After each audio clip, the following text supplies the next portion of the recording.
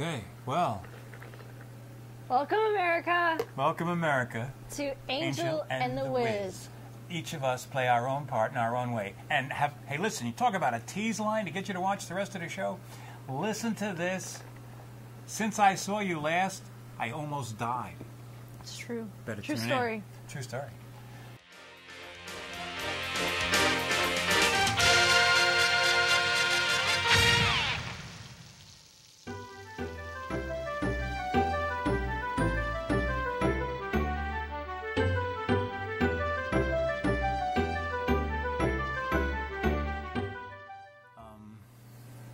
Oh, should we tell them? You told them you almost died. Now you can't just be like, the sky is blue today. Yeah, right. Well, did you have a nice holiday? Yeah, mine's fine. What happened to you? There we go. Yeah, you went to Chicago. I did go to Chicago. Did you see your mom and dad? Mm-hmm. And how was that? It was nice. Yeah. Tell us your story. Okay. They're more interested in your story, and then we'll get to mine. Well, I don't know. Well, all I would Do share you want me with to you tell is- your story? You probably could, but no. All I can tell them, all I would say is this. So, folks, here I am. I'm working on this, and Zachary and Gino, you guys, you have one of these coming in the mail to your house, okay? As we speak. Sorry, it's a little late. We had some health issues. We had some health issues. What could I do? I had just finished. So, Glenn and I are working on it on a Saturday and Sunday night. Saturday night worked about 5 in the morning. Come back Sunday. Want to get it finished before Monday because then the work week begins and we all lose each other. So I'm sitting there Sunday. I had done all of my stuff and he's working on the final piano parts. And I'm starting to feel some pain across here. And I figured gas. You know, you get gas. Yeah, gas cramps are, they hurt. Yeah, they hurt. You know, and I figured that's really what I thought it was. I didn't give it much thought. But we worked till about 3 in the morning. So there was, and I didn't pass the gas as it were. And when I got home, I came in the house and I threw up. And this was like, we were done at 3. It took maybe 45 minutes. So it was about 4 a.m. Threw up, and I was just, and I even forgot this in my little story. I didn't even go in Monday. I called in. I took a point because I just there was nothing I could do about it. It just felt so horrible. So anyway, a couple of days go by. By Thursday, I'm finding out I take pictures, for an income, and I couldn't even rest the camera on my belly. It hurt, and by this time, the belly has come out to meet the camera, and I'm like this way. I looked like I was like 4 months pregnant. I mean, really, it was really big. But I'm still not doing anything about it. I'm still thinking, whatever. It's a stubborn old guy in you. Well, I mean, I had no exposure to last time I was at the hospital, I was 9 years old. I had my tonsils out. It's been a long time. Anyway, that's not true. I had a kidney stone back in 1960 something before. So you don't go to the doctor very often. No, I don't. I've been really good that way. So anyway, praise the Lord. So Thursday, it's certainly starting to bother me, and I'm talking to the kids at work, and can you give me some place like where I have a tripod, where I don't have to, So they did that. That got me through the day. I went home, finished making some more copies, and I made the first 29, and I found something on it that I didn't like. I threw them all away, remade them all, and I can't remember what it was now. It was not what it was. Well, when you're giving stuff out to people, you don't want to have to give them an excuse of why some isn't. You want it to be right. So anyway, Friday I go in, and the belly is really still blown up, and I'm really starting to feel it now, and I feel crummy. And in the kind of work that we do, it's important to be upbeat and all that stuff. So I said to Alex, so I'm talking to him. And Alex is a guy that we work with who was going to be pre-med. He spoke up and said, "You sound like your intestine is blocked." Oh, okay. Well, okay, at least that identified it. I didn't give it never at any point did I think this was a life-threatening issue. Never crossed my mind, not even once. No, you can't poop. But it's not a life-threatening issue. Well, I mean, it just never crossed my mind. You know what I mean? So, but when it crossed my mind? So I'm out getting ready to start shooting on Friday. And what's his name? Charlie. We have an older guy, Charlie Parker. He's a nice kid. And he's hi, Charlie. Hi, Charlie. Charlie's a conservative, okay? And we work in an area where there's only about 3 of us, okay? I mean, so it's really not really a heavy conservative area. But anyway, but he's an older guy, you know, so he's been around. So we're standing in the middle of the bridge, and he says, I told him. He said, what's the matter? I said, Alex says he thinks I have a blocked intestine. He says, go to the doctor right now. Which threw me a little bit. And then he goes on to tell me, he says, I know a dog that had blocked intestine and died. Now, finally, the light is starting to come on. That there might be something here that I should take care of. So, anyway, I called in, tried to get another different position where I wouldn't have to hold the camera. And I got Mackenzie on the phone. I told her something along the lines, I'm trying not to throw up, but, you know, I'll be okay. So she got a hold of Brooke, and she told Brooke. Brooke is the manager. Brooke is the manager. Brooke just came right up, put her arm right behind me. She says, here we go, you know, and she walked me right to the base. Well, when I got to the base, between where we are, we work at a base, and then we take a bus. And when I got off the bus to go to the car, I almost threw up, you know. So as soon as I got home, I walked in the house, threw up. So I called the doctor, and I told him all this stuff. He said, come on in. Don't wait till Monday, because I made the appointment for Monday. Right. Okay. Oh, So I came in. I went in, and he saw me, took me in the other room. They did, in this wellness center, they have the x-rays and stuff. Took me in the other room and shot an x-ray, and there was the blockage right there. He was very nice. The doctor's name is Dimitrios Sagitin. It's easy to say. Bless you, that was a sneeze too. Oh. Okay, just a cough. Okay. It was a cough. Okay. Nice guy, but when you look at how it's written, you know, unless you're used to the word guitar, you don't see that Sagitin. It looks like, how do I say this name? Anyway, nice guy. So he comes over to the x-ray, and he says, see these straight lines? He says, these are straight lines. These are intestines that aren't moving. They're not supposed to be straight.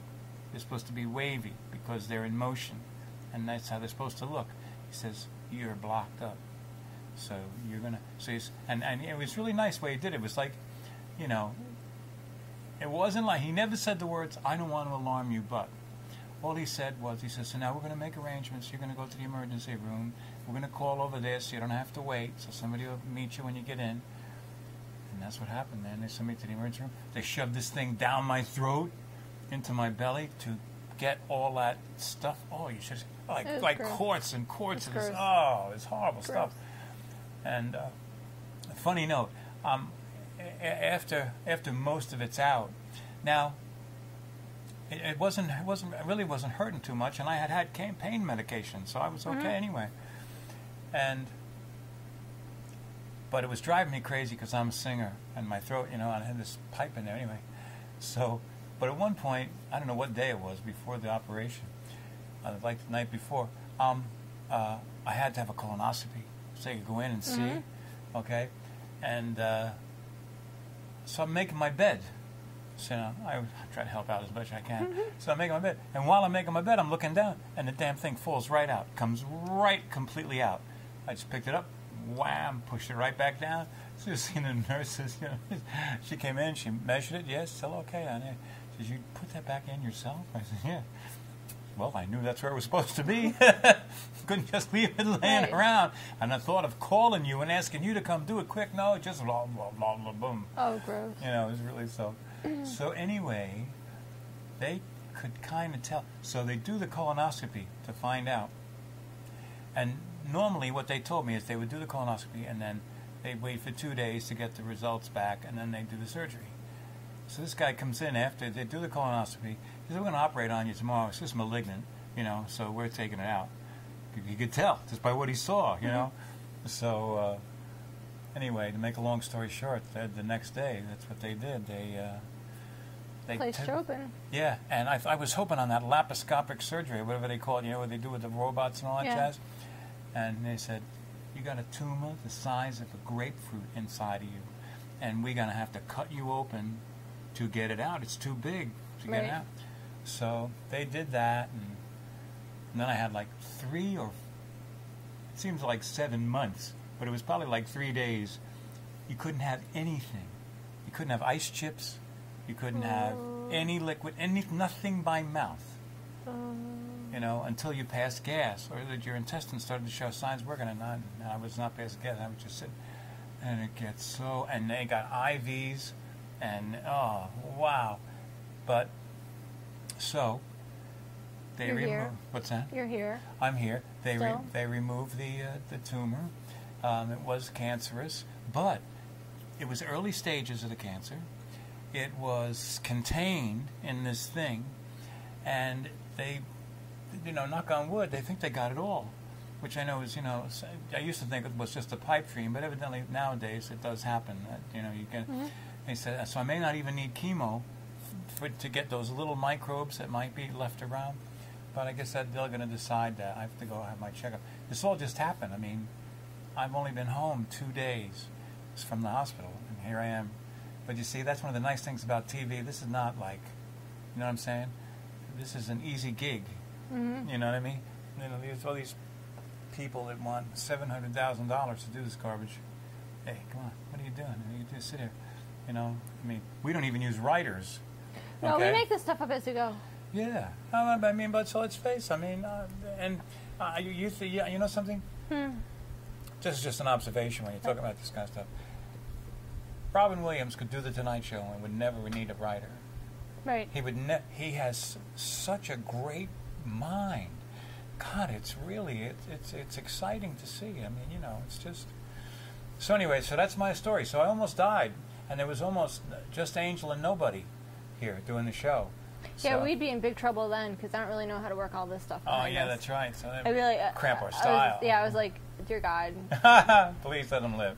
He's got to survive Right. at least long enough to teach me something. Right. Well, if you ever want to learn, just tell me. I'll show Maybe you. in the summer. Okay. Well, you tell me because it's easy. You could do it. You know, and it's interesting too. You know, but so anyway, that was it. Oh, tell him. And who comes up in the middle of all of this?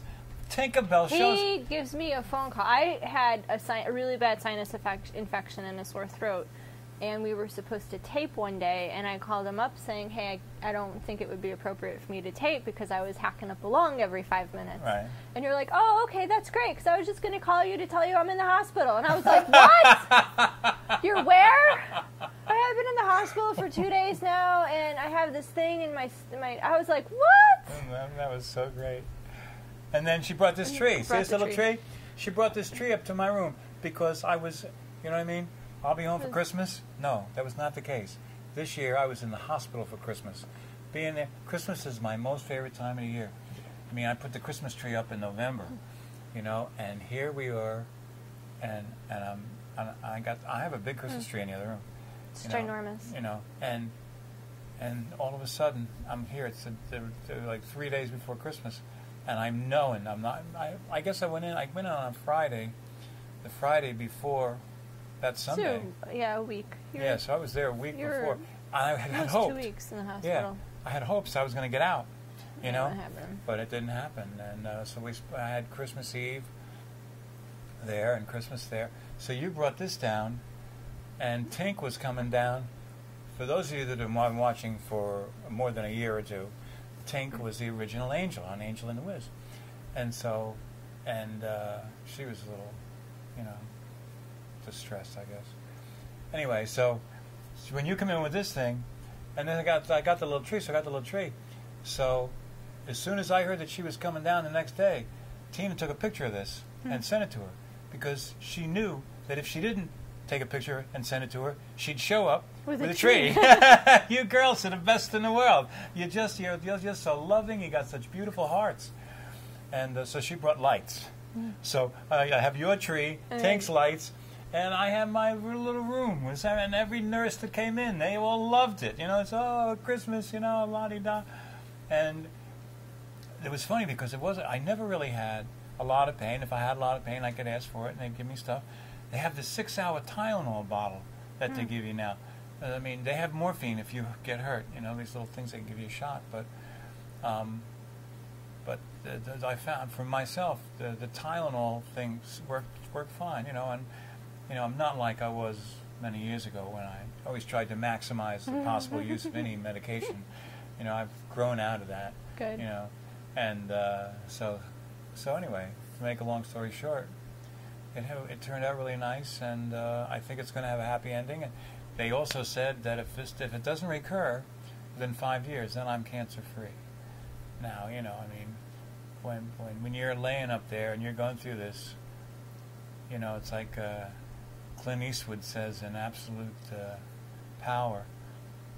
I think a lady says, I never saw you as a runner. She says, my runners only make it a few years. And he says, well, right now, a few years sounds like you know, a good. So, I mean, yeah, because all you're thinking about in the hospital is, let me just get out and get home. Yeah. You know what I mean? 5 years, I can. So, but it's been funny in another way too, because oh my goodness, it's been funny in another way too because I'm ready to just go back to work. I mean, not now, because it really does limit you. Once you have surgery like that, it limits what you can do, your ability. And so I took the extra week, so I'm not going to go back till the 16th. You shouldn't go back until the doctor says you can go back. Well, yeah, but I should be okay by then. No. That's a couple of weeks. I mean, it's a long time. Well, anyway, he's going to take the stitches out on the 12th. Pretty big abdominal surgery. Well, you know, it's only from here to here. You don't what I've learned, because I had another friend over the summer who had to have abdominal surgery, and you don't realize how much you use those muscles. Oh yeah, for many things. Until you can't use them. She, kid you not, she had a hard time just doing number 2 in the bathroom because she couldn't push. She couldn't contract her muscles. Yes. And she'd be gone. She'd be like, I'm going to the bathroom, and she'd disappear for 30 minutes. And I was like, are you know, okay? I actually would call her on her cell phone, and I'm at her house. I'm like, are you okay? Because I'm about to come in. Right. And she's like, no, I just can't push. And I'm like, right, okay. Yeah, that's it.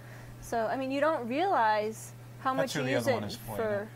Okay. Just in case. Okay. If you need another one, tell me now, because, man, they're gone. I made 100 of them. They're gone. I'll let you know. Unbelievable. But you don't realize how much you use your abdominal muscles for balance, for sneezing, coughing. Yes, those things, as well as for the work that you do. Right. You're going to have huge equipment on your waist and on your chest, and that's going to really hurt. And I don't think you should go back.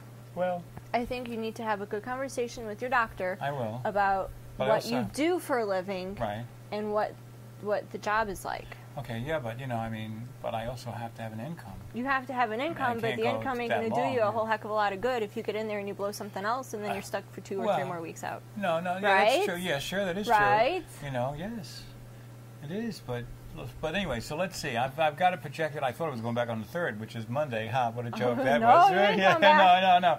Believe me, I got that part. So I'm up. I got to go to court. I got my little court thing on the 13th. Those are fun. Oh, I'm not looking forward to it. Did you have a trustee and all that garbage? I have a trustee, yeah. Oh yeah. So I'm you answer a couple questions. They ask you 5 or 6 questions. Okay. Yes, no. Answer them honestly. Don't sugarcoat anything. Oh no, I like to listen to the other conversations because you get there. You want to get. I always got there. I got there about an hour and a half early, just because I didn't know where I was going, so I left way in advance to make sure I got there in time. And then you sit in this room and you wait for your attorney, and then your attorney shows up, and then you go into another room that's got all the other people and attorneys, and they just call you up. You sit in front of this lady, and she's recording stuff, or it could be anybody, and this person represents the trustee, and they ask you a bunch of questions. Yes, no, yes, no. My favorite was there was a guy that had 3 different businesses in 2 different states, and the IRS was there. And, I felt like I was watching a movie scene. Right. The lady would ask a question, and the guy would be like, the guy would answer it dishonestly, and then the IRS would be like, well, according to our tax documents, da-da-da-da-da-da-da-da, and then the lady would be like, to the guy, and the guy would be like, well, I suppose... And then she'd ask another question, and he'd answer it dishonestly. And then the IRS again would be like, "Well, according to these tax documents, da da da da da da da da." And the lady would be like, "Mm-hmm." Wow. I mean, I actually laughed at one point, and everyone looked at me like, "This is funny. How can you not laugh at that?" Wow. Not laugh at human stupidity. Well, yeah, well, but so anyway, so I got that coming up, but and that's on the 13th. So I'll get my stitches out on the 12th anyway. So. And you have to we're talking. Oh well, I guess no point going into all that, what it is. Oh, we talked about bankruptcies and stuff like that. You have to get like a discharge. You have to do a course, a school course now. You can do it online. Yeah, that's what I did. I did it online. You have to do 2 of them. Yeah, one before and one at the end. I haven't done my one after yet. Really? Oh, geez, I did. Hey, listen, I got 29 out of 30 right. You know why I got the one wrong? Question number 29 wrong? Because I read it too fast, and I didn't pick out the right answer. What a schmuck. I knew what the right answer was, but I didn't take it. Jerk. Anyway, let me check myself. Okay, now, because in keeping with the holiday season and everything else, it's still the beginning of January. This week and next week we have 2 songs. We're going to close each week with a song, and the gentleman that's playing piano on this song tonight.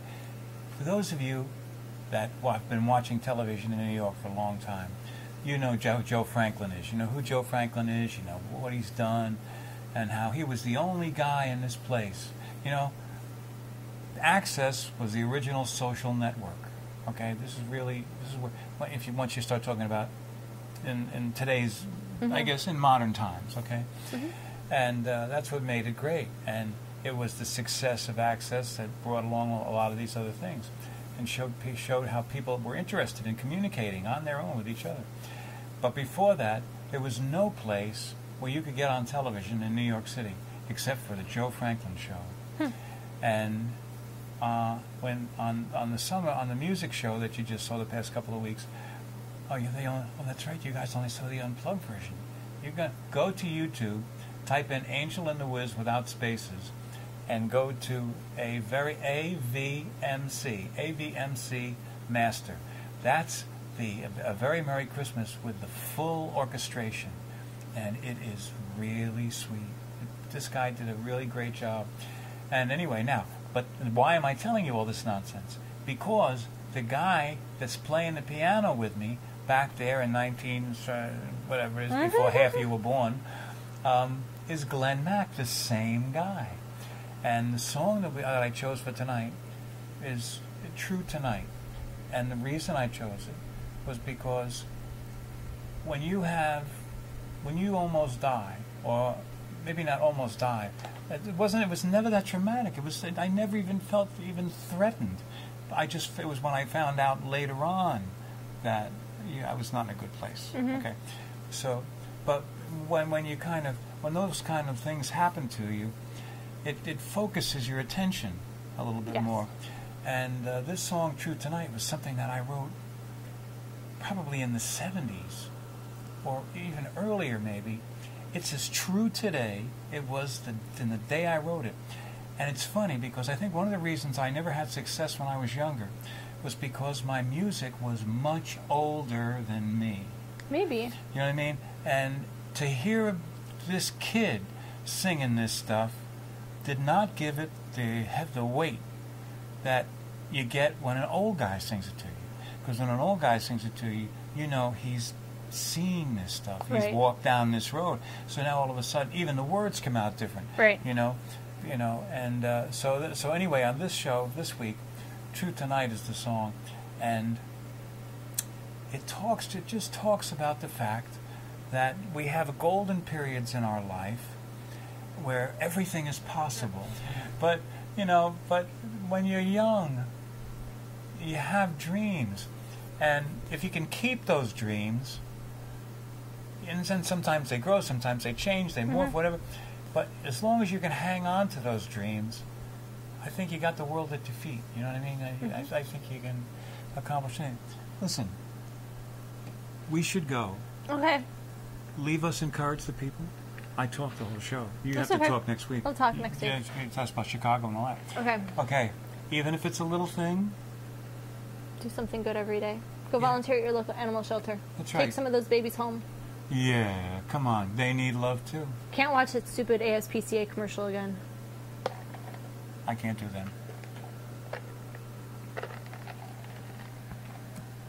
That Sarah McLachlan commercial? I cry every time. He may design him a new tuxedo, right? Anything could happen. Here's the Wizard and Glenn Mack, and the song is titled True Tonight, written and sung by the Wizard. Okay.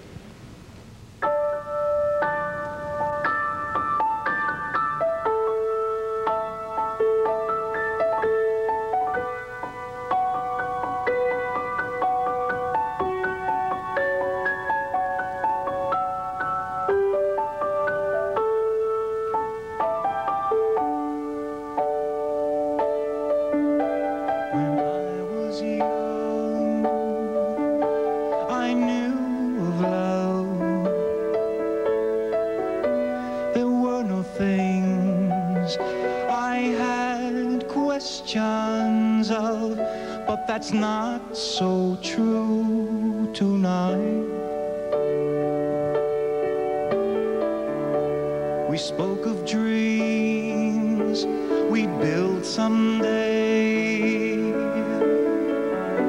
how nothing could ever block our way. But that's not so true tonight. Time goes by and new friends may leave. You grow older on your own, and toys return to memories,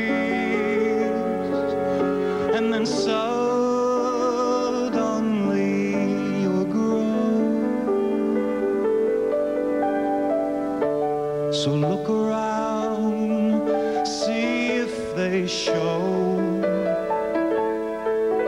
those dreams we shared so long